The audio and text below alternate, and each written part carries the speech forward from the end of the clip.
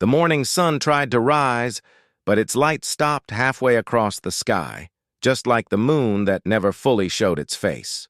The air around the estate of Duke Aeron felt thick and cold, as if the place belonged to another world entirely. Prince Kael woke from restless sleep. His dreams had been strange. He saw silver threads wrapping around his arms, and Leora's face glowing faintly in the dark. Her voice had whispered his name, over and over, but when he reached for her, she faded into mist. When he opened his eyes, the whisper was gone, but his arm burned faintly where he'd seen the silver marks in his dream. He rubbed the spot uneasy. The door creaked open softly. Leora was there, her shawl wrapped around her shoulders. "You were calling out," she said gently. "I dreamt," Kael replied, trying to steady his breath. Her gaze lowered. "The house gives dreams to those it binds. It means the curse has noticed you." Kael frowned. "The curse?" Leora nodded slowly. "It wakes when strangers arrive. It has lived with me for years, but it doesn't like change." He stood facing her. "Then tell me what it wants. Tell me what this place is." Leora's eyes turned toward the window, where snow fell like slow feathers. Once this estate was a sanctuary for those with healing magic. My mother was one of them, a sorceress blessed by the moon. But when she tried to save me, she angered the spirits that guarded this land. They said my life could only continue if something of me was taken in return. She paused, her hand resting on the arm of the chair. "So the curse took my legs." But it did not stop there. It grew, and it chained this entire house to its will. Kael was silent for a moment. The fire crackled softly behind them. "And me?" he asked. "Why am I trapped here too?" Leora looked at him with sorrow. "Because the curse feeds on bonds. When two souls meet in this place, it binds them. Sometimes it tests them. Sometimes it destroys them." He gave a bitter smile. "So I am to be your next victim?" "No," she said softly. "I think you might be my only chance to break it." The days that followed were strange. Kael stayed in the manor because he had no choice. Each time he tried to leave, the gates turned to mist or the path looped back to the house. The horses refused to go beyond the frozen bridge. Even time seemed uncertain. Morning and evening came when they pleased, not when they should. Yet something began to change between him and Leora. She was quiet, but not cold. She asked him about the outside world, what the sea smelled like, how the city lights shone at night. She loved to hear stories, and though Kael had never been one to talk much, he found himself speaking more than ever before. One evening, he told her about his first battle, how he had ridden under a storm sky, feeling both proud and hollow. "Did you win?" she asked softly. "Yes," he said. "But I lost myself." Leora smiled faintly. "Then maybe you were not meant to be a warrior forever." Her words stayed with him longer than he wanted to admit. But peace never lasted in that house. One night, Kael woke again to the sound of whispering. It was louder this time, like many voices speaking at once. He followed the sound down the hall, sword in hand, until he reached the drawing room. The fire was still burning there, though no one had tended it. On the wall hung one of Leora's paintings, a portrait of her family. Her mother's face in the painting had changed. The eyes now glowed faintly, alive. Kael stepped closer. The painted eyes followed him. Then the whisper became a single, clear voice. "You cannot save her." He froze. "Who speaks?" The voice echoed from the painting. "She carries the curse in her blood. You will pity her, and that pity will kill you both." Kael gripped his sword. "I don't believe in fate." "Then you will die trying to fight it," the voice replied, and the flames went out instantly. Darkness swallowed the room. When Kael turned, something cold brushed against his arm, a presence unseen but near. He swung his blade through the air, and the thing shrieked before fading. When the light returned, the painting was normal again. Only Leora's face looked different now. Her eyes were filled with tears that hadn't been there before. The next morning, Leora found Kael sitting in the courtyard, sharpening his sword. "You went wandering again," she said quietly. "I had no choice," he replied. "Something called to me. It spoke through your mother's painting." Leora froze. You heard her? Yes, her face paled. Then the curse is growing stronger. She took a deep breath and continued. There's something I haven't told you. The curse was not meant to trap strangers. It was meant to keep my heart untouched. My mother saw that I would one day love someone who would bring ruin upon this house. To stop it, she sealed my soul away. That seal twisted into the curse you see now. Kyle looked at her, stunned. So this was all because of love? Leora nodded. A love that never had the chance to exist. He stared into the snow-covered garden. Then maybe that's why I'm here. To give it a chance. Leora's lips parted, but she said nothing. For a moment, her calm mask cracked, and Kale saw fear behind it. Not fear of him, but fear of what his words meant. You can't, she whispered. If you care for me, the curse will consume you. It feeds on emotion, not hatred. Kale smiled faintly. Then it will starve. That night, the house trembled as if something deep beneath it had awakened.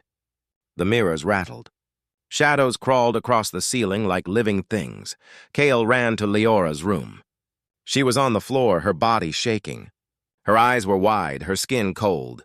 He lifted her gently and placed her back on the bed. What's happening? He asked. She tried to speak, but her voice was weak.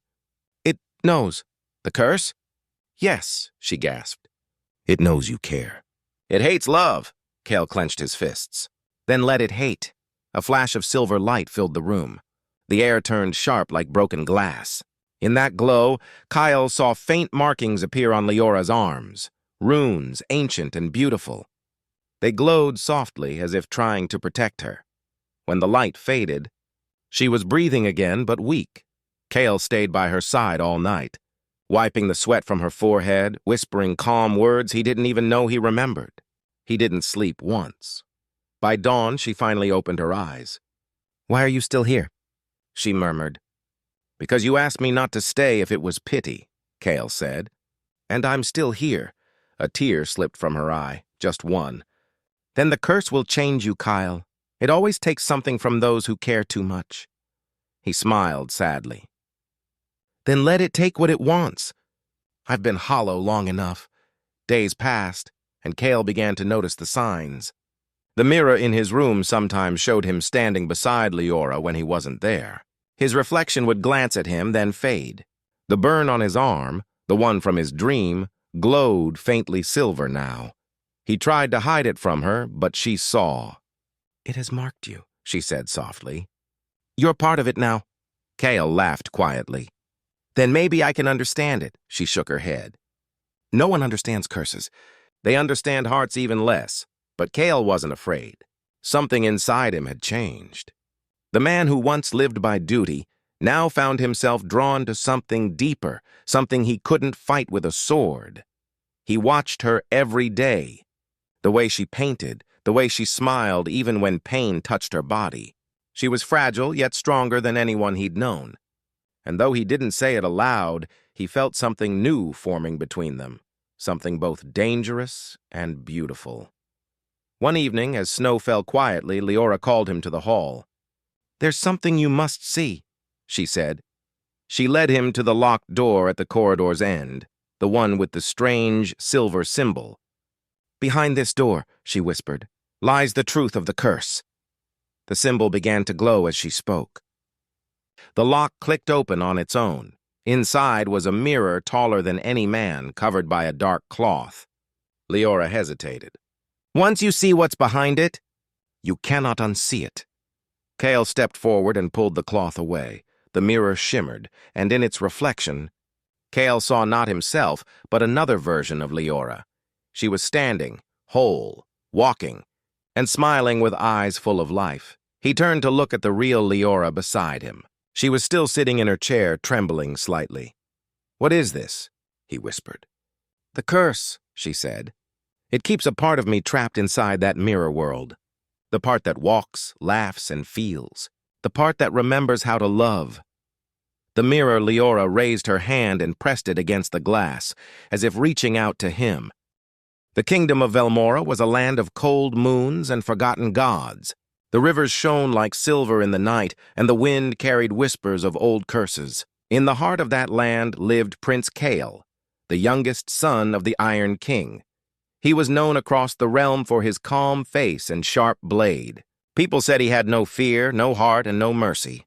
But Kale knew better. He simply had nothing left to lose. His mother had died young, and his brothers had all fallen in battle. The only thing left for him was duty, and duty was the only thing he obeyed. One night, Kale received a letter sealed with black wax. The letter was written in the king's hand. It said, "You will travel to the cursed estate of Duke Aaron's bloodline. There waits a noble maiden meant to be your bond. You are to meet her and fulfill the old pact that binds our house." Kale did not want another duty. He did not believe in love or marriage, but when the king ordered, he obeyed. He packed his sword, his cloak, and his silence, and set out for the far northern estate, the one people called the House of Whispers. The journey took 3 days through forests of black trees. Mist followed him like a shadow, and no birds sang. When Kale finally reached the estate, it stood tall and broken, covered in vines and frost. Its windows glowed faintly, as if light tried to escape but could not. At the gate stood an old servant, pale and thin. His eyes were hollow. "You are expected, my lord," he said quietly. Kyle nodded and followed him inside. The halls smelled of dust and forgotten memories. Portraits lined the walls, faces that looked almost alive. And at the far end of the grand hall, a girl sat by the window, wrapped in a white shawl. She did not stand when Kale entered. She only turned her head slightly, her long dark hair hiding part of her face. "You must be Prince Kale," she said, her voice soft, like snow falling on stone. "I am," he replied. "And you are Lady Leora, daughter of Duke Aaron." "I was," she said quietly. "My father is long gone. This house is all that remains of his name." Her tone carried no fear, no warmth, only calm sadness. Kale studied her. She was young, perhaps 20. Her skin was pale as moonlight, her eyes deep gray, almost silver. But what caught him most was that she did not move. Only her hands, resting on the armrest of her chair, trembled slightly. "Are you unwell?" Kale asked. She smiled faintly. "I am half-paralyzed, my lord. Since the night the storm took my father. The left side of my body has forgotten how to move." Kale felt something twist inside him. Pity, perhaps. Or confusion. He had come expecting a political union, not this. "I see," he said finally. "Then this arrangement, this meeting, was not of your choosing." Leora's eyes flickered toward him. "Was it yours?" she asked softly. Her question silenced him. No one had ever spoken to him like that, not as a prince, but as a man. The old servant brought food, but Kale ate little. The house felt strange, alive. Every candle burned slower than it should, and every clock ticked softer than normal.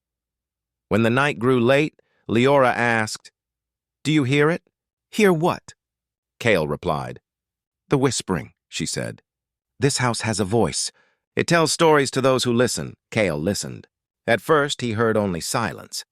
But after a while, he thought he heard a faint sound, like someone breathing behind the walls. He turned sharply, his hand on his sword, but no one was there, "You see?" Leora whispered, smiling sadly. "It knows you've come." Later that night, Kyle stood near the window. Snow fell outside, slow and soft.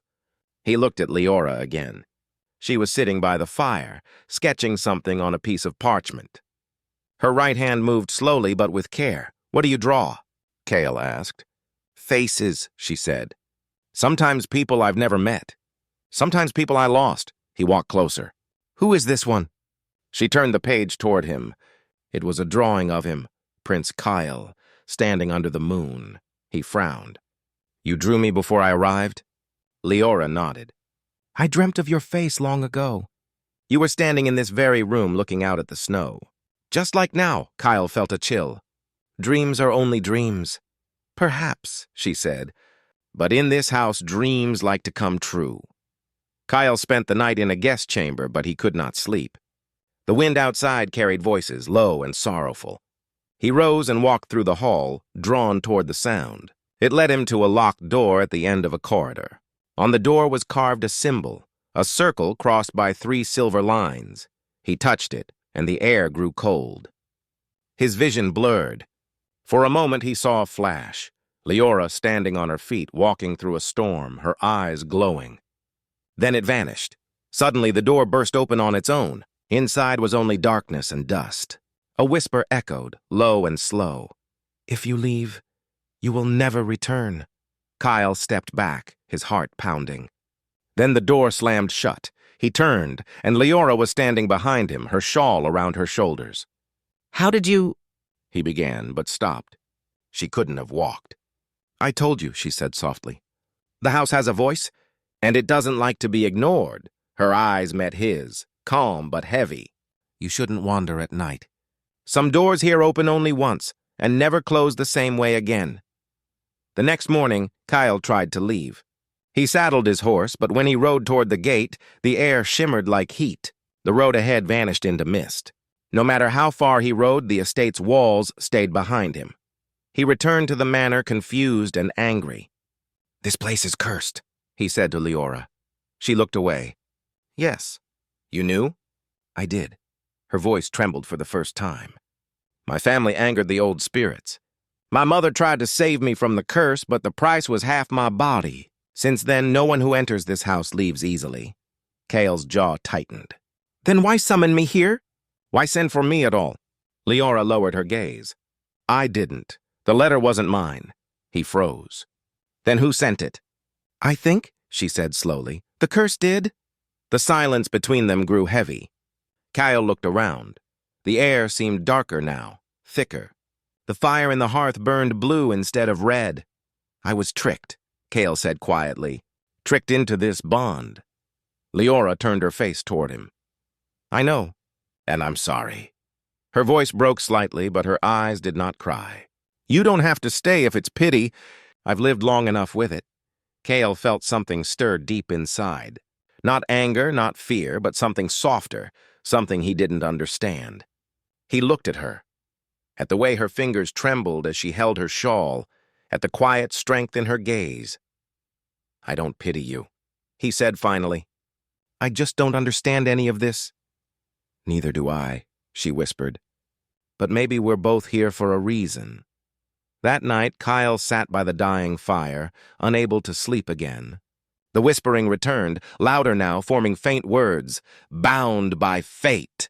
Tied by choice." Leora's voice echoed faintly from her room. She was singing, her tone fragile but hauntingly beautiful. The sound drifted through the hall, wrapping around Kyle like a spell. He closed his eyes, and for the first time in years his heart trembled, not from fear, but from something he thought he had forgotten. Longing. Outside, the moon rose only halfway, casting silver light across the manor, and from the shadows unseen eyes watched them both.